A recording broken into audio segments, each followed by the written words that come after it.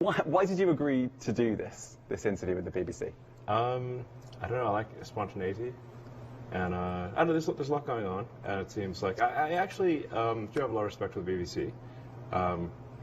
Although sometimes I forget what the BBC stands for, you know. But what is it? Just kidding. You know what it stands for. Yes, I do. Yeah. So there's a lot going on. So I thought this might be a good opportunity to answer some questions, and I guess maybe get some feedback too. What should we be doing different? I know the BBC, for example, is not thrilled about being labelled state-affiliated media. Not exactly. I mean, I was going to get to that later, but let's go for it now. It's officially objected to that term. Do you want to respond to it? Yeah. So our goal is simply to to be as truthful and accurate as possible. So I think we're adjusting the label to be publicly funded, which I think is perhaps not too objectionable. We're trying to be accurate. I'm not the BBC, but publicly funded is how the BBC describes it. Okay. So that would be accurate itself. If we use the same words that the BBC uses to describe itself, right, that presumably would be okay. I'm not asking you for a yes or no, since you're not running the BBC per se. But it seems to pass a reasonable So you're test. going to change those labels on the BBC Twitter feed and also NPR's as well? Yeah. Right. Publicly funded. Basically, we're trying to be as accurate as possible. Okay. Yeah. All right. Fine. First of all, I just want to clear something up. Are you sleeping in the office? Here? I sometimes sleep in the office. Like? In the library. 5 days a week? No. 3 days a week? I'm not here 5 days a week. But there's a library that nobody goes to on the 7th floor, and there's a couch there, and I sleep there sometimes. Okay. In terms of the general overview, the reason why I think you've agreed to do this is because you wanted to talk about the first 6 months as chief executive owner of Twitter. Yeah, it's kind of like whatever you want to talk about, you know. Right. So, how do you think it's gone? Well, it's not been boring. It's been quite a roller coaster. I mean, things are going, I think, reasonably well. I mean, we've seen some all-time highs in terms of total user time. So we passed 8 billion user minutes per day, which is a lot of user minutes. So usage is up. Growth is good. The site works mostly. We have a few glitches here and there, but the site is working fairly well. And we're doing it with a small fraction of the original, headcount. So, I mean, you mentioned outages there. There have been several. Yeah. And we've actually spoken to an engineer who works at Twitter, and they said that the plumbing is broken here and it's on fire and there could be problems at any minute. Do you accept that? I mean, there have been a few outages, but not for very long, and it's currently working fine. So it doesn't keep you up at night that Twitter might go offline again? At this point, I think we've got a pretty good handle on what makes Twitter work. And we're also doing it with 2 data centers instead of 3. So we used to have 3 data centers. We shut down one of them. So we were actually roughly two-thirds of the prior compute capability. But we've made so many improvements to the core algorithm. In some cases, we improved the core algorithm by 80%. So the actual CPU usage or computer usage is dramatically less. But the results speak for themselves. The system, despite being at all-time highs of usage, is fast. It's responsive. It's more responsive than it was before the takeover. And we've also added long-form tweets. We've added, you can now post videos up to 2 hours and soon videos of any length. We're rolling out our subscriber programs so people can content creators can actually make a living on Twitter by having some of their content behind a paywall. We open source the algorithm, so there's transparency about what tweets get shown, what content gets shown versus not. I think you say, like, what are you really going to trust? Are you going to trust some sort of black box algorithm from some other site, or are you going to trust the thing that you can actually see and understand? But do you accept that there are lots of engineers that are looking at the way that Twitter is built, and the lack of engineers, because so many have left, and are worried about the health of Twitter? Well, I mean, there've been many of these people have predicted that Twitter will cease to function. Their predictions have not turned out to be true. Insert Mark Twain, saying, rumors about death are greatly exaggerated. Let's go back 6 months. I mean, we're literally on Twitter right now. Right. So it must work. Let's go back 6 months and even further back than that. When you put that initial bid in, you then had a wobble. You kind of said, I actually don't want to buy Twitter anymore. I mean, it really is quite entertaining. I mean, it's like soap opera, because when I first made the offer, the response was the board adopted a poison pill. So they were like, hell no, you can't buy Twitter. We'd rather die. We'd like chew on cyanide before being bought. That was their initial response. And then you said, actually, I don't want to buy it. Yes, So and then they said, no, you must buy us. Gun to the head. You have to buy us. I'm like, are you the same people who said you'd rather die than be bored? Doesn't that seem odd? So I guess my question to you is, in terms of, you said that the reason was because of bots, because Twitter was filled with bots. Well, looking back at it now, was there a little bit of you that thought, actually, maybe I've overpaid, actually, maybe I don't want to do this, I want to get out of this? Be honest. Yeah, no. The problem was that the publicly stated user numbers were in excess of the real user numbers. I've heard you talk about that. Yes, you talk about that. Yes. Basically, looking back at it now, was that the only reason that you wanted to pull out? Yes. That was literally the issue. It's like let's say you buy a warehouse full of goods, and you're told that less than 5% of the goods in the warehouse are broken. But then you actually get the warehouse. You look into the warehouse, and it turns out actually 25% of the things are broken. You'd be like, that's not what you said. So then you changed your mind again and decided to buy it. Did you do that? I kind of had to. Right. Did you do that because you thought that a court would make you do that? Yes. Right. Yes, that is the reason. Right. So you were still trying to get out of it, and then you just were advised by lawyers, look, you're going to have to buy this. Yes. Interesting. So you. Yeah. So you didn't actually want to purchase it, even when you said you were going. Well, not at that price. You were going to, really. No, I mean, like let's say, I think the analogy is pretty close. Like, let's say, it's like there's a warehouse full of goods. They say the warehouse, less than 5% of what's in the warehouse is broken. And then you walk into the warehouse, you say, actually, it's 25%. So you might still want to buy what's in that warehouse, but probably at a lower price. Not buying the stuff that's broken.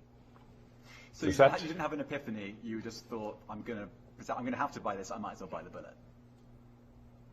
Yeah. So then you walk. It's not super complicated. Right. I'm not sure you've said that before. Oh, fair enough. So then you came into Twitter. Cue a whole bunch of court cases. You said this in the BBC interview, etc. So you then came into Twitter with a sync. What were your first impressions? Well, I thought, wow, this is a really nice office building. And expensive. Yes, a very expensive office building. Great decor. It's a lovely place.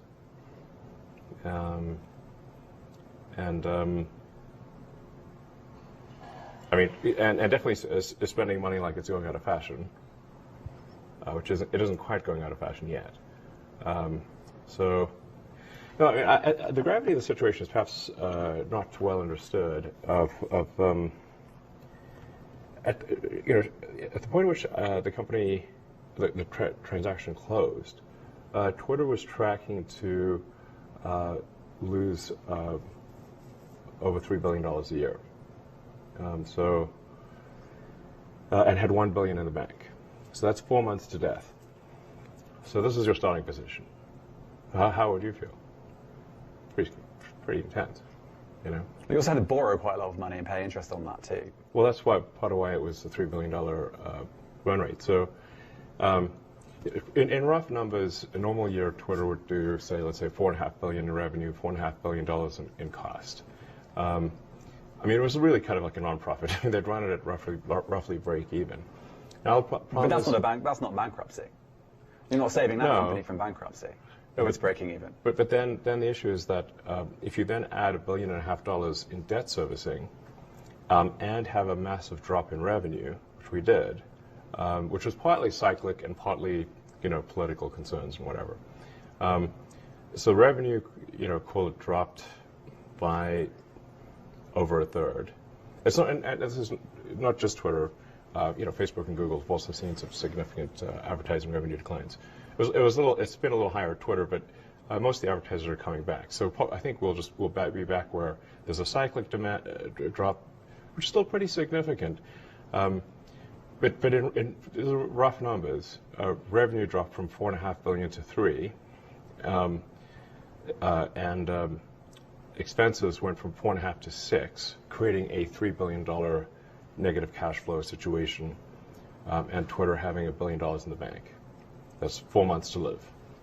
So unless drastic action was taken immediately, this company's going to die and be owned by banks. Let's talk about that drastic action, because almost immediately you sacked a lot of Twitter workers.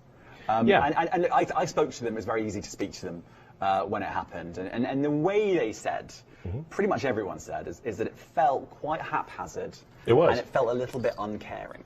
I wouldn't say uncaring. The issue is like the company's either going to go bankrupt, or if we do not cut costs immediately, this is not a caring, uncaring situation. It's like if the whole ship sinks, then nobody's got a job. Right. Yeah. But a lot of people just lost their jobs like that. And they weren't. They didn't even know they'd lost their jobs often. They just okay. They were just so let me out ask of you, their accounts. what would you do? Well, you might want to give someone some notice. I mean, you might. By the way, I'm not running Twitter, but I know, but this is the criticism, and this is what staff members say. A little bit of notice, No, I understand. You have 4 months to live. 120 days. In 120 days, you're dead. So what do you want to do? How much are you worth? I don't know.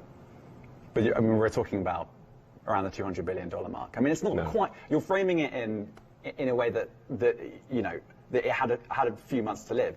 You're quite a rich man. I sold a lot of Tesla stock to close this deal. I did not want to sell the Tesla stock. Okay. Do you have any regrets on the way that some of the staff were let go? I mean, people were given 3 months of severance, some cases more. So, but we're like I said, the companies need to run on their own cognizance, and it's not so easy for me to sell stock as people might think. I have to sell stock during certain periods. I can't sell stock during other periods. So there are only brief windows where I can sell Tesla stock. And then this is often taken as some lack of faith in Tesla. And in fact, the Tesla stock sales caused the Tesla stock to plummet, which is not good. Do you think those two were connected? Well, the people couldn't parse the difference between I'm selling Tesla stock because I've lost faith in Tesla, which I haven't, or that it's desperately needed for Twitter.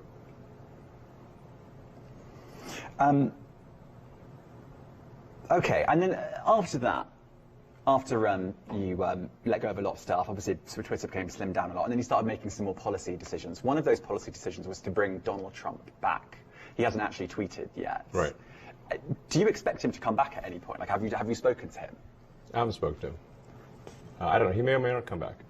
But the point is that Twitter should be a town square that gives equal voice to the whole country and ideally the whole world. It should not be a partisan politics, and the more of a partisan politics that are on the very far left of the spectrum. San Francisco, Berkeley politics normally is quite niche, but if Twitter effectively acted as a megaphone for very niche regional politics and megaphone that to the world. So, in order for something to serve as a digital town square, it must serve all people from all political persuasions, provided it's legal. Close to half the country voted for Trump. I wasn't one of them. I voted for Biden. But nonetheless, free speech is meaningless unless you allow people you don't like to say things you don't like. Otherwise, it's irrelevant. And if at the point at which you lose free speech, it doesn't come back. I think the issue some people have is that a lot of people were brought back. I mean, some people were brought back who were previously banned for spreading things like QAnon conspiracies. You have people like Andrew Tate who were brought back, who were previously banned for things like hate speech. Do you think you prioritize freedom of speech over misinformation and hate speech? Well, who's to say that something is misinformation? Who's the arbiter of that? Is it the BBC? You're literally asking me? Yes.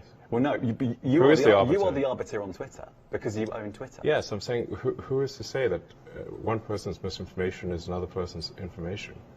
At the point at which you say that there is, this is misinformation, like, who is going to decide that? But you accept that misinformation can be dangerous, that it can cause real-world harms, that it can potentially cause... Yes, so the point I'm trying to make is that the BBC itself has, at times, published things that are false. Do you agree that that has occurred? I'm quite sure the BBC have said things before that turn out to not be true. Correct. In its, whatever it is, 100-year history, I'm quite sure. Yes.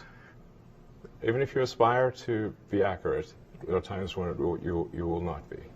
Right, and I think in the grand scheme of things, the BBC does aspire to be accurate. But you accept there has to be a line in terms of hate speech. I mean, you're not looking at total 100% unrestricted speech.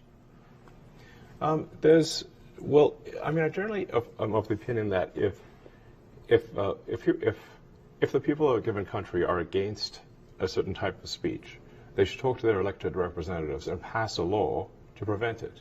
So, for example, you cannot advocate murdering someone.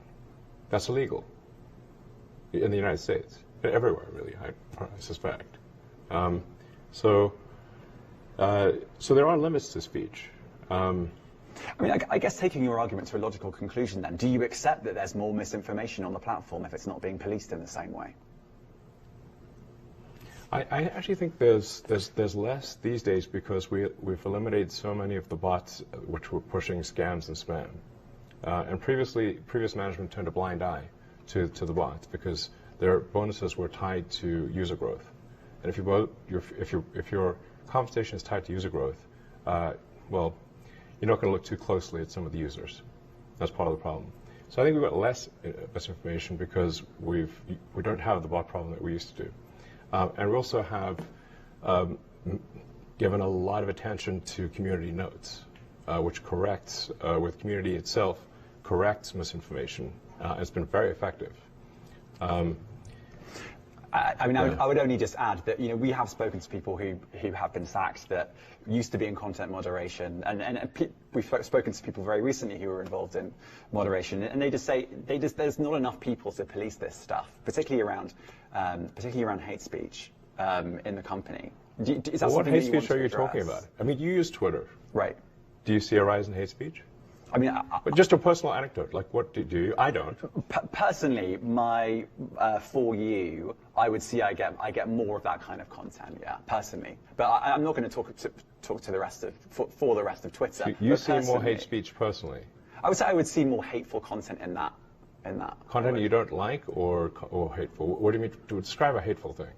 Yeah, I mean, just content that will solicit a reaction, something that may include something that is slightly racist or slightly sexist, those kinds of things. So you think if something is slightly sexist, it should be banned? No, is that what you're saying? I'm not saying anything. I'm saying. Well, I'm just curious. I'm trying to understand what you mean by hateful content, and I'm asking for specific examples.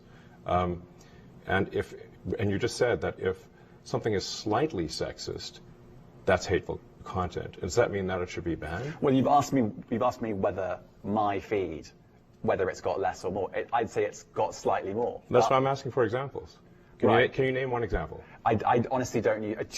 Honestly, I you don't. can't name a single example. I'll tell you why. Because I don't actually use that for you feed anymore. Because I just don't particularly like it. But you and said actually, a lot of people are quite similar. I only look at hang on a second. my You said you've seen more hateful content, but you can't name a single example, not even one.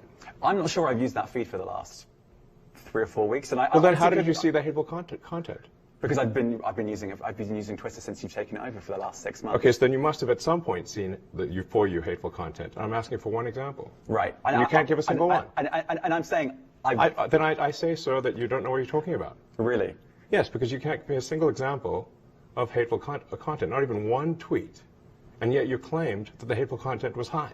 Well, that's false. No, what I claimed... You just lied. What I claimed was there are many organizations that say that that kind of information is on the rise. Now, whether it has on my feed or not... I mean, right, and literally if you look at something one. like the Strategic Dialogue Institute in the UK, they will say that. So look, people will say all sorts of nonsense. I'm literally asking for a single example, and you can't name one. Right, and as I already said, I don't use that feed. But then how would you know that? I don't think this is getting anywhere. You literally said you experienced more hateful content, and then couldn't name a single example. Right, and as I said, that's absurd. I haven't actually looked at that feed. Then how would you know this hateful content? Because I'm saying that's what I saw a few weeks ago. I can't give you an exact example. Let's move on. We only have a certain amount of time. COVID misinformation. You changed the COVID misinformation. Has rules. BBC changed its COVID misinformation? The BBC does not set the rules on Twitter, so I'm asking you. No, I'm talking about the BBC's misinformation about COVID. I'm literally asking you about, you changed the labels, the COVID misinformation labels. There used to be a policy, it then disappeared. Why do that? Well, COVID is no longer an issue.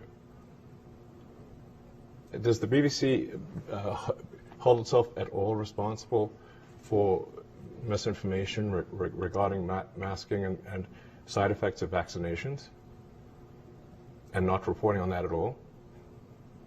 And what about the fact that the BBC was put under pressure by the British government to change its editorial policy? Are you aware of that? This is not an interview about the BBC. Oh, you thought it wasn't? And I see now why you've done Twitter Spaces. I am not a representative of the BBC's editorial policy. I want to make that clear. Let's talk about something else. You want to talk about the BBC? You too. All right, let's talk about something else. You weren't expecting that. Let's talk about something else. Narendra Modi. The BBC did a documentary about Narendra Modi and his leadership during the riots in Gujarat. We then believe that some of that content was taken off Twitter. Was that at the behest of the Indian government? I'm not aware of that particular situation. So you're not sure? I don't know. I don't know about that.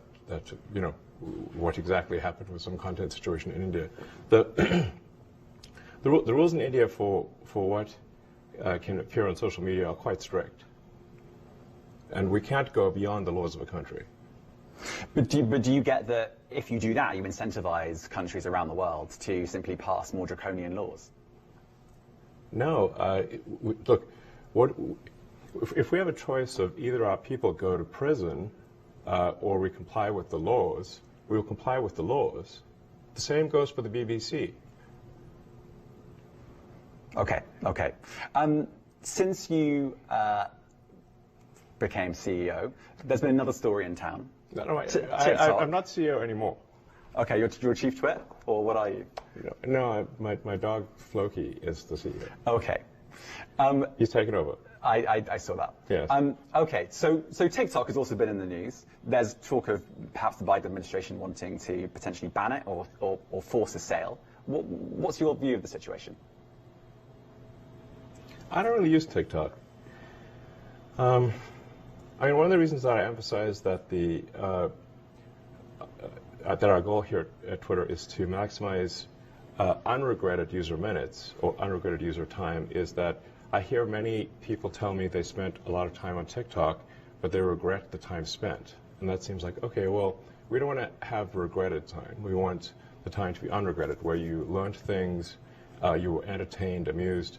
I mean, frankly, I get more laughs out of Twitter than anything else, and many people tell me the same thing. So that's a good sign. For TikTok itself, like I said, I just don't know enough about what's going on there. I can't say I have a strong opinion on TikTok. So you don't have an opinion on whether it should be banned or not? You know, I'm generally against banning things. So I would probably not be in favor. I mean, it would help Twitter, I suppose, if TikTok was banned, because then people would spend more time on Twitter and less time on TikTok. But even though that would be even if it would help Twitter, I would be generally against banning of things. Okay. Do you feel sometimes that your many business interests might get in the way of you having opinion? I mean, for example, Tesla has major connections in China. Do you wouldn't have a certain opinion on something or feel uncomfortable about saying something because of your other business interests elsewhere? Do I look uncomfortable? Actually, I do. I look uncomfortable.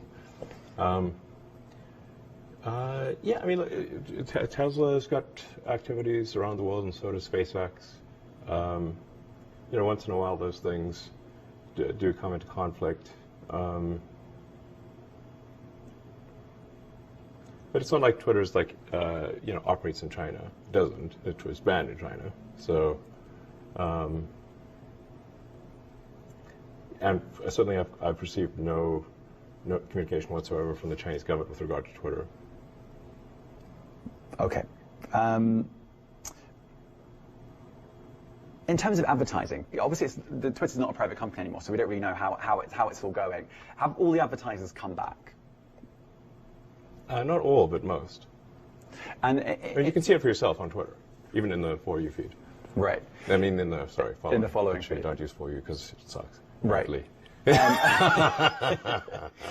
Filled with hate speech, I'm told. That's not what I said. Okay, fine. Well, why don't you use For You? What's wrong with it? How is it going? Is Twitter in profit now? No, Twitter is rough. I'd say we're roughly break even at this point.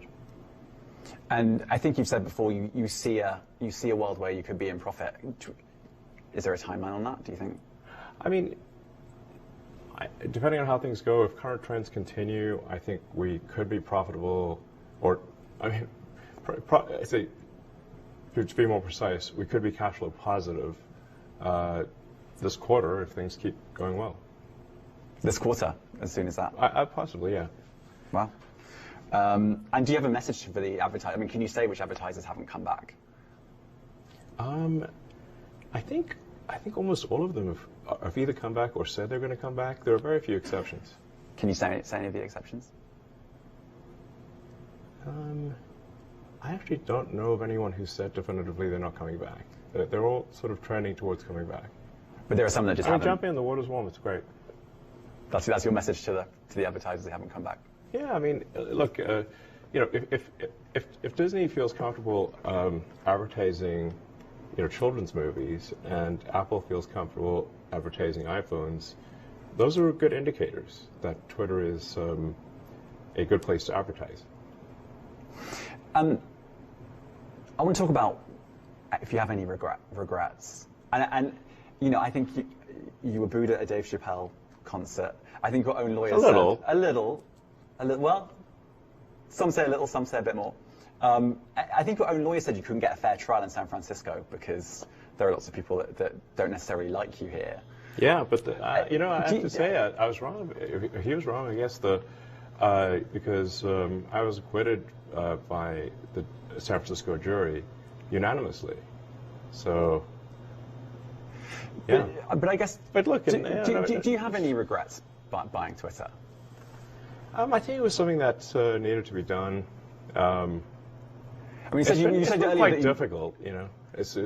I'd say that the pain level of Twitter has been extremely high. This hasn't been some sort of party, so it's been really quite a stressful situation, for the last several months. Not an easy one. But apart from the pain, I mean, so it's been quite painful. But I think at the end of the day, it should have been done. I think were there many mistakes made along the way? Of course, but all's well that ends well, and so I feel like we're headed to a good place. We're roughly break even. I think we're trending towards being cash flow positive very soon, like literally in a matter of months. The advertisers are returning. I think the quality of recommended tweets has improved significantly, and we've taken a lot of feedback from people that have looked at the open source recommendation algorithm, and we've made a lot of improvements even since that was made open source, and we're going to keep doing that.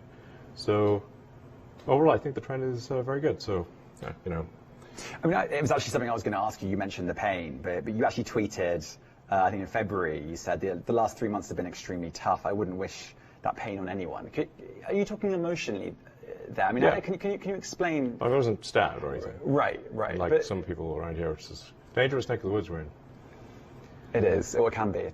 But can you just talk me through the emotional strain of this? Yeah, I mean, look, I've been under constant attack. I mean, it's not like I, have a stone cold heart or something like that. If you're under constant criticism and attack, and then that gets fed to you nonstop, including through Twitter, it's rough, Now, at the end of the day, I kind of think that, like, if you do lose your feedback loop, that's actually not good. So I think it is actually important to get negative feedback. I don't turn replies off, and I actually I removed my entire block list, so I don't block anyone either.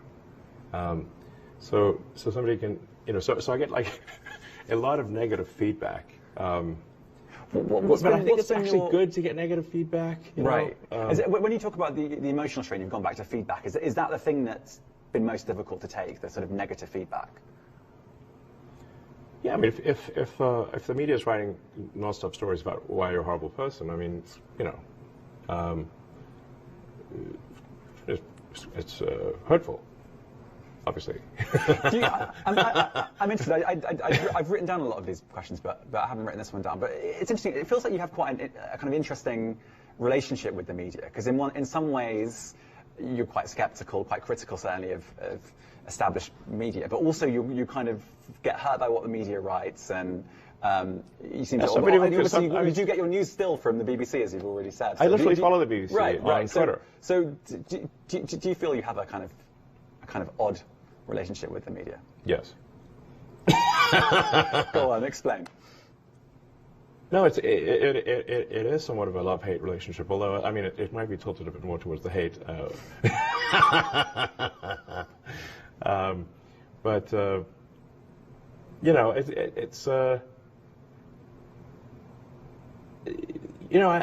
think that this is sort of part and parcel of having a free media situation, which is that I do take heart in that the media is actually able to trash me on a regular basis in the United States and the UK and whatnot, whereas in a lot of other places the media cannot say mean things to powerful people.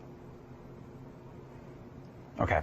But I think it's better that we have a situation where the media can say mean things to powerful people. If we're talking about the media, let's talk about verification labels. You obviously want to create another revenue stream that's subscription-based. Is verification the way to do that? Because we have a kind of a situation at the moment where the New York Times doesn't have a verified badge, whereas anyone else who can pay whatever few bucks a month can. Can that be right? Is that what you envisaged when you bought Twitter? I must confess to some delight in removing the verified badge from the New York Times. That was great. Anyway, they're still alive and well, so they're doing fine. But on a serious note, it could flame disinformation again if you have verified accounts that are from anyone who can pay money. They go up to potentially the top of feeds.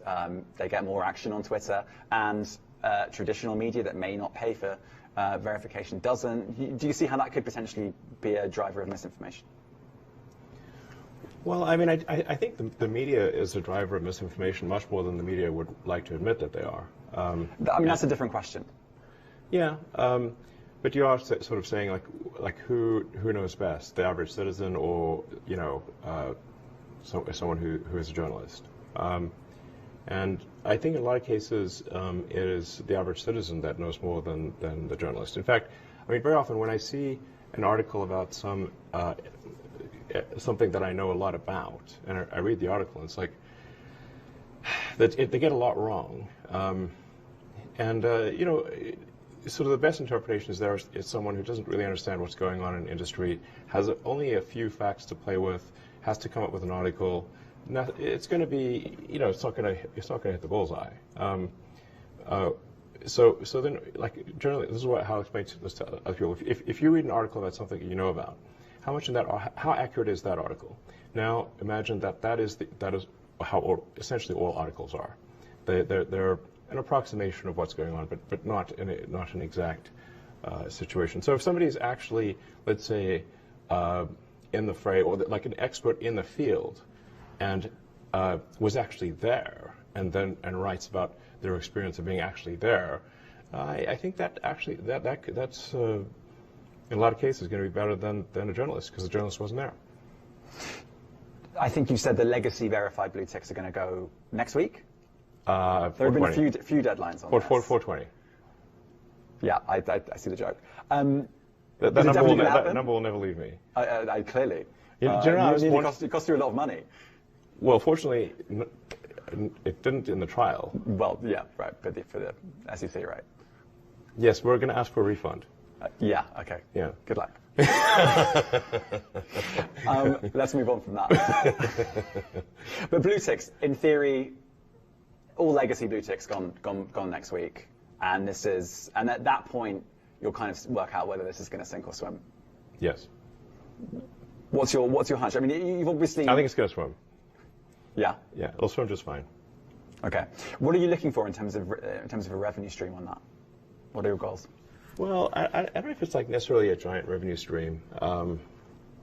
Because even if you have sort of 1 million people that are subscribed for, let's say, $100 a year ish, that's $100 million.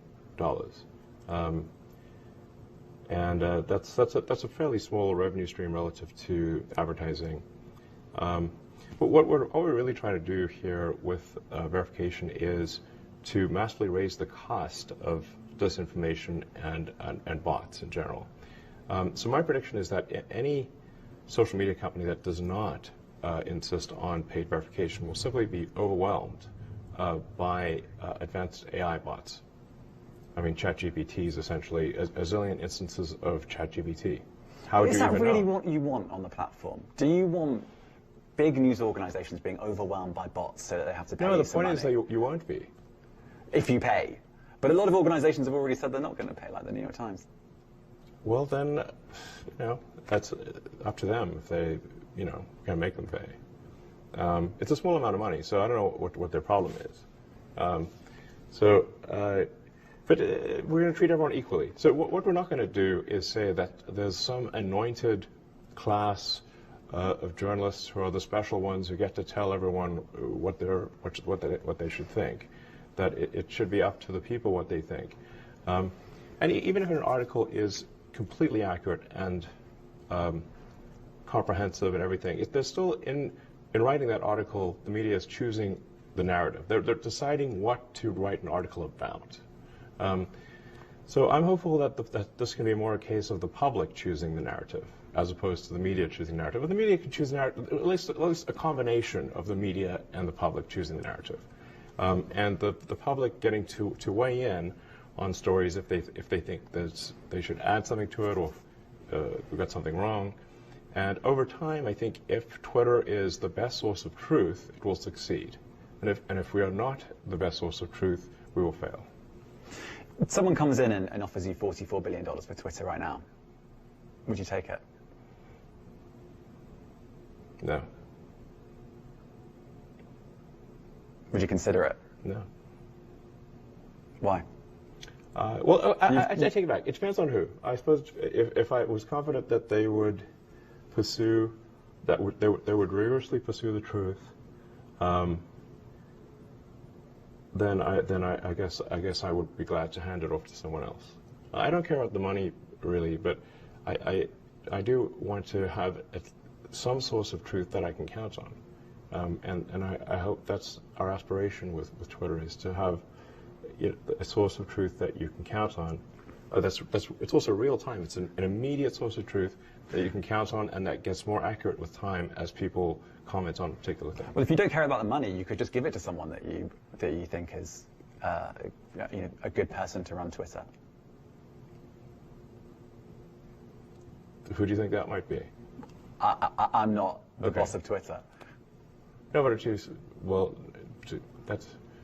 might still have an idea. Who could run Twitter? Yes. Honestly, I have no idea who could run Twitter. Yeah, it's a hard job. Okay, let's move on to. You've said that you were going to stand down I already have. chief executive, right? Okay.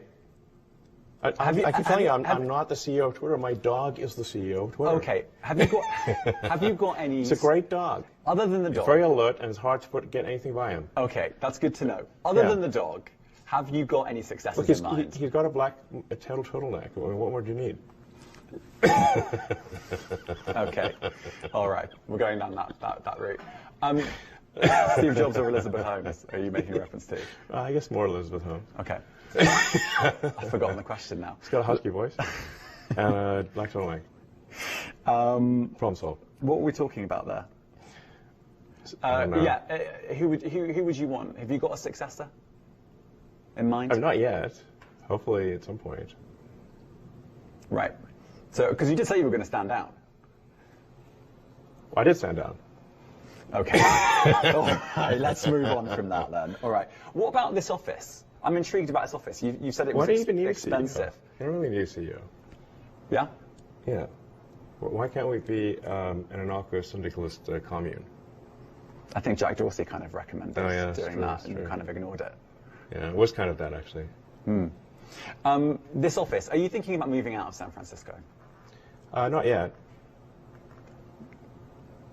Not yet. Not yet. No, I mean, this place is nice, and I kind of like this office building, actually. Yeah. Okay, so you're not, because I know you've talked about there's been high levels of crime here. You actually said at one point. I think we should do something about the crime. Right. People are dying. Right. We should take action. You've also talked about how potentially, I think you might have been joking, but you could turn this into a homeless shelter. So I guess the reason I'm asking is, you've we tried to turn it into a homeless shelter, and the building owner rejected it. You tried to. Yeah, they won't let us. Which bits have you tried to turn into a homeless shelter? We're only using one of the buildings, and so the other building could be a homeless shelter. And you've tried to. Yeah, we would like to do it right now. Really? Yes. And you're being stopped by who? By the building owner. They won't let you? No. In fact, they wouldn't even let us take the W off the sign. So how were you going to do that? They're really quite What was your plan for the shelter? I don't know. We could just let people stay there. It's nice. Right. Okay. I didn't know that. They can bring their stuff, bring the tent and whatever. Right. And it's a roof over their head. Yeah. If the building owner lets us, we'll do it. Yeah? So if the building owner lets you, you would happily do that? Yes. Okay. All right. There we go. What's the most difficult thing you've had to do? What's the hardest thing you've had to do? In my whole life?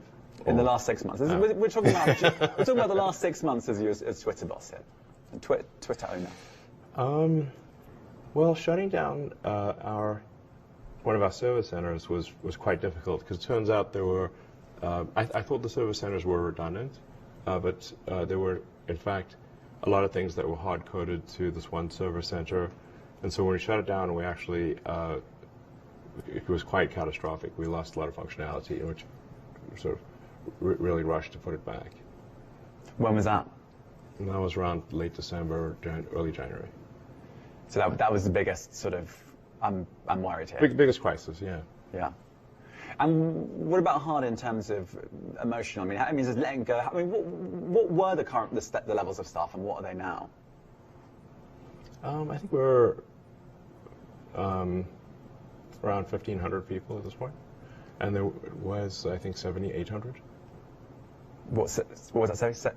I think it was around just under 8,000, and we're about 1,500 right now. Okay.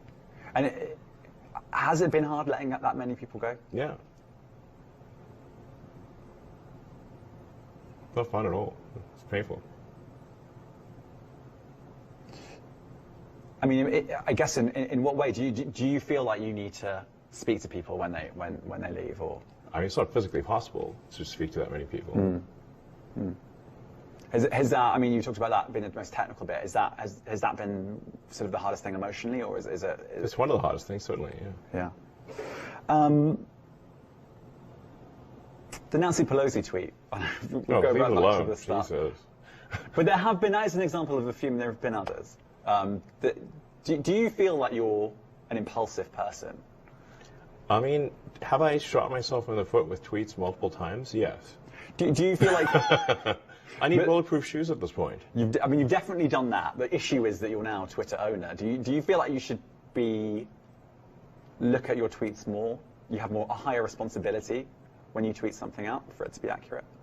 I think I should not tweet after 3 a.m. That's the rule. Yeah, well, maybe 2 a.m. That's the new rule. Yeah, something like that. Okay, so there's a blanket ban. I shouldn't. What are your Twitter rules? I mean, I've had some people say never tweet when you've been drinking, or never tweet when angry. What are your Twitter rules? Well, I think those are two good rules. Yeah, don't tweet if you're wasted, or really upset about something. Yeah, probably. I mean, a good friend of mine actually had a good suggestion, and it has helped, which is that if you're going to tweet something that maybe is controversial, save it as a draft and look at it the next day and see if you still want to tweet it. And that has been a good rule of thumb. Okay. So I've got a bunch of things in my draft folder that I'm glad I didn't send.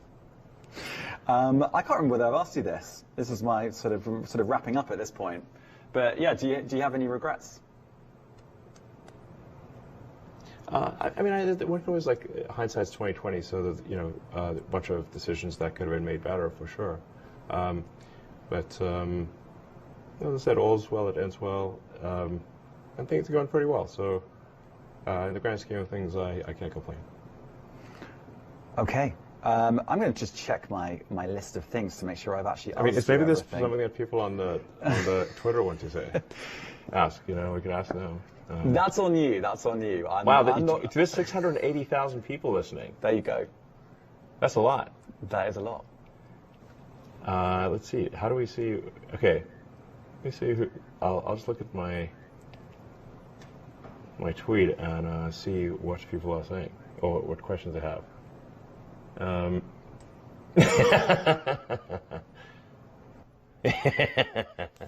Do you like the BBC? Do you like BBC? Okay, yeah, we're not going to do this. Oh, I can't interview you? Obviously, I work for the BBC. But do you like BBC? I know. I see what you're doing. I'm not going to respond to that. Okay. I think we can finish the interview there. If you want to continue, thank you very much. Well, for come on. This. I really appreciate it. Sure you like BBC. Come on. I'm not engaging. All right. Elon, it honestly has been a pleasure talking to you. It really has. And if you want to carry on answering questions on this, then go for it. But I'm not going to. Okay. Well, I'm just trying to see if there's like any good. There's a lot of comments here. I can imagine.